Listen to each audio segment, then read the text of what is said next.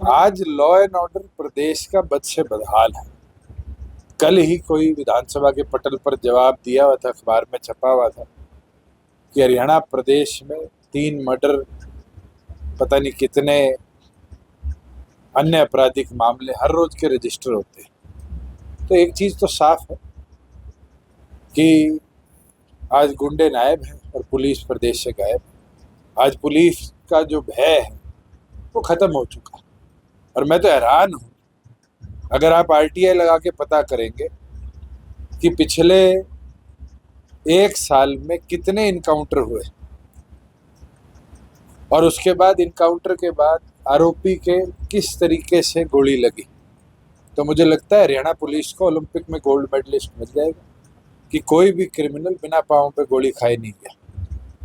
इतनी एफिशिएंसी शायद देश में किसी पुलिस के पास नहीं है कि पहले पकड़ते हैं, फिर उसके पाँव में गोली मारते हैं, फिर उसको इनकाउंटर दिखाते। तो सरकार कुछ कहे, पुलिस कुछ कहे या पब्लिक कुछ कहे, हमें इंतजार करना चाहिए कि सीबीआई इसमें फेयर इन्वेस्टिगेशन करे और कोई दोषी है तो सख्त कार्रवाई।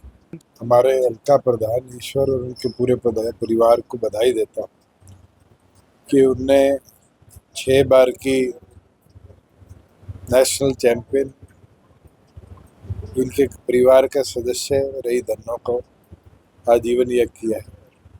शायद हरियाणा की सबसे बड़ी उम्र की भैंस धन्नो है, 25 साल से ऊपर आयु हो चुकी और देश के अलग अलग नेशनल अवार्ड्स उसको निरंतर मिले हैं।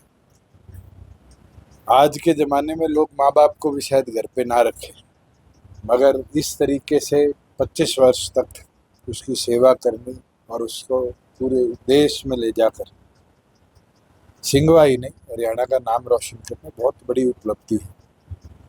और मुझे खुशी है कि ईश्वर ने अपने पिताजी का जो सपना था उसको आज पूरा किया। छोड़िए, कोविड के बाद तो जो मेले लगा करते थे पशुओं के, जिसमें देश भर में जाकर आप अपना पशु कंपटीशन के माध्यम से दिखाते भी थे और किसान को एक अवसर मिलता था कि उसको उसकी पशुधन की ज़्यादा से ज़्यादा कीमत मिले, वो भी सरकारों ने बंद कर दिए, चाहे वो पंजाब सरकार हो चाहे वो हरियाणा सरकार।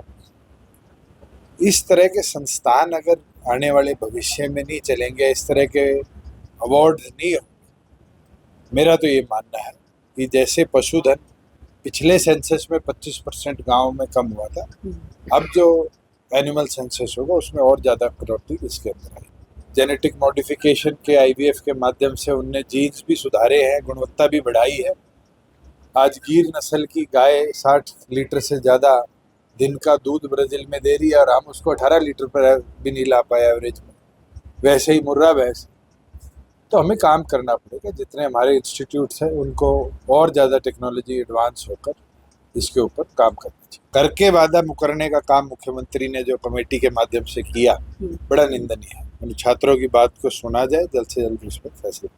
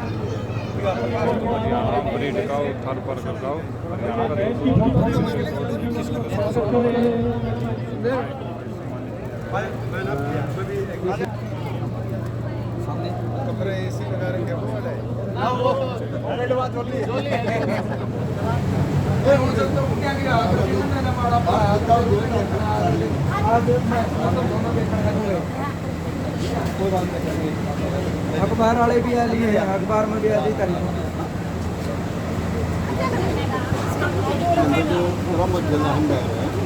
किचन की लड़ी वो आ गई, वो मिक्सर तो देखो, मिक्सर भी है।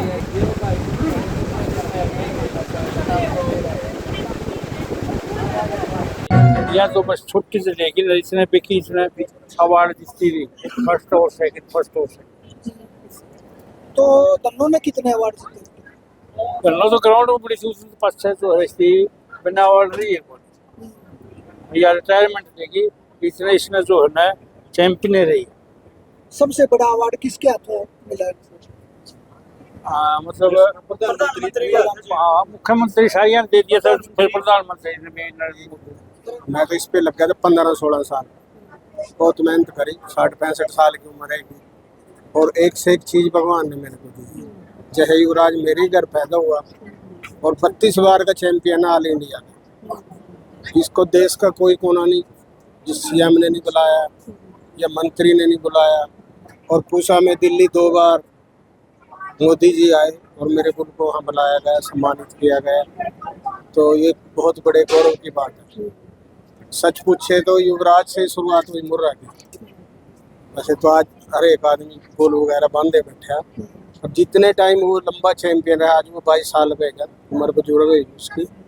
तो आज भी उसके मेरे घर पे मेला लगा रहता, देखने के लिए स्पेशल आते हैं।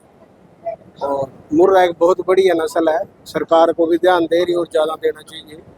ये कम खाती है, ज़्यादा देती है। इसका साइज ज़्यादा बड़ा नहीं होता, चारा दाना कम खाती है, दूध ज़्यादा देती है। सरकार का क्या मानते हो? सरकार की तरफ से क्या प्रयास किया जा रहा है? प्रयास तो यही है भी अच्छी नस्ल के सीमन वगैरह तैयार किए जाएं, प्रोजनी बुलोगे और किसानों के घर तक पहुंचाए जाएं, तभी किसान को फायदा है। बीज सही ब्रीड बने। पशु ने अपना पूरा देश प्रदेश का नाम रोशन कर दिया हो, वो पशु काटना तो दूर, अपने घर के परिवार के सदस्य से बढ़कर हो जाता है। और हमारी तो ये दिली इच्छा थी, जिस दिन खरीदी थी ना उस दिन घर में बाद में कदम रखा था। ये पहली बार फर्स्ट होके घर में आई थी और उसी दिन हमने सोच लिया था कि इसको बेचेंगे नहीं, घर पे ही चुंदड़ी उड़ा देंगे।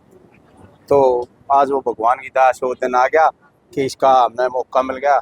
सभी अपने प्रदेश के जितने ब्रीडर हैं, भाई सुखवीर जी हैं जिनके, और ये तो इस भैंस की बदौलत थी कि सभी इकट्ठे हो गए।